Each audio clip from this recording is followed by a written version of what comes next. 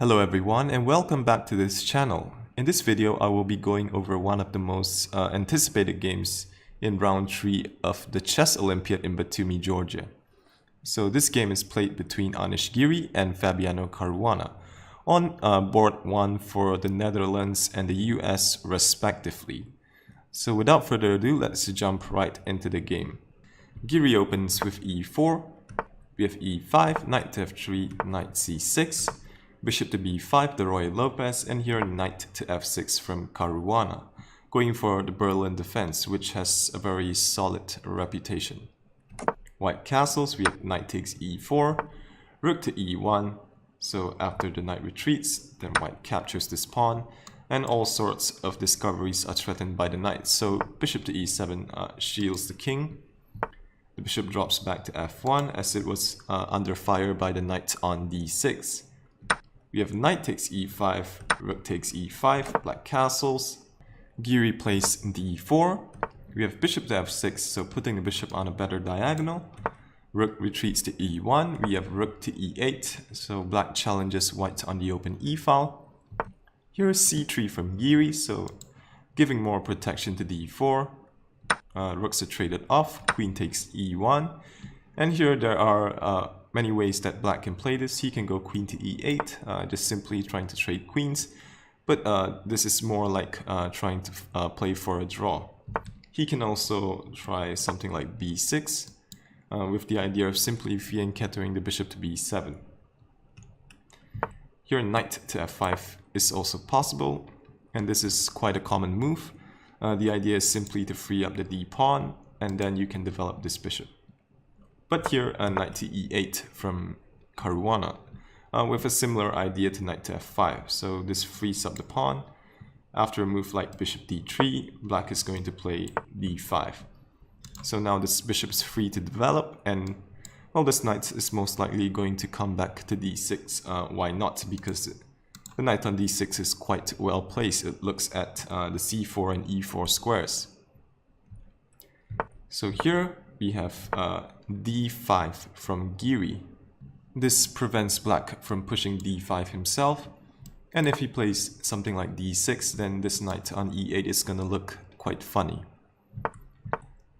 Here after d5 we have c6 from Caruana. So asking the question, what is white going to do with this pawn? We have knight to d2, so Giri decides to give up the pawn. We have c takes d5, knight to f3, and here one of the ideas for white is simply to pressure and somehow win this pawn. And if that is done, then this pawn becomes weak for black. Also, he can try to blockade on the d4 square. d6 from Caruana, bishop to e3, so this bishop might support the knight coming to d4 in the future. Knight to c7, so Caruana wants to give more protection to d5. Queen to d2, bishop d7, bishop preparing to come to c6. g3, so Caruana decides to put this bishop on the long diagonal. And why not? Because this would put more pressure on d5.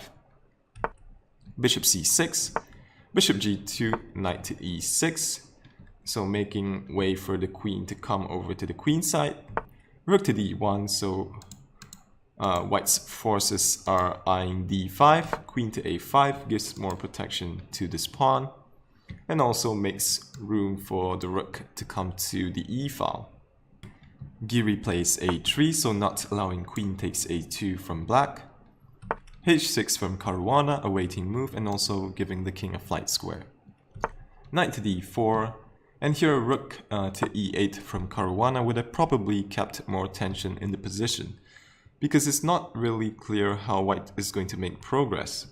Well, he could try knight to f5, trying to go after this pawn on d6, but here black has to move d4. So this opens up an attack on the bishop. And also after knight takes, after bishop takes g2, king takes, bishop takes d4, bishop takes d4, here black can play queen to d5 check. And here this forces f3 from white, so a bit of a weakening move. because if you play king to g1, then comes knight to g5, simply threatening to play knight f3. So here f3 is almost forced. After knight takes d4, again here not queen takes, because then rook to e2, and here white is in trouble. If king to g1, simply queen takes, and queen to g2 checkmate is going to be very difficult to stop. Well, it's going to be a forced checkmate basically. If you come to h3, then queen to h5, and after you block with the queen, queen takes f3, this looks great for black. So here, after knight takes, white has to play c takes d4. And this position, well, it looks better, a little bit better for black because of his active queen, and also this rook is more active compared to white's rook. And also because of the pressure on the d pawn. So rook to e8, probably a more challenging try, but here Caruana decides to simplify things. Knight takes d4, bishop takes d4, bishop takes d4, queen takes d4. Now this pawn is going to go. Rook to e8, bishop takes d5, bishop takes, queen takes d5, rook takes d5. And here, instead of defending with rook to e6, Caruana plays rook to e2. So one of the rules in rook endgames is to always, well, basically in any endgame, is to always go for piece activity. So rook to e2, looking at this pawn, we have b4, rook to c2, here rook takes d6, rook takes c3, rook gives a check, king to h7, rook to d7, and well, this is basically quite drawish for both sides. After rook takes a3, rook takes b7, both players agreed to a draw. So there you go, guys. This was the highest rated matchup of the round, and I would encourage you to subscribe for more updates on the Chess Olympiad. That is all for this video. Thank you for watching, and see you in the next one.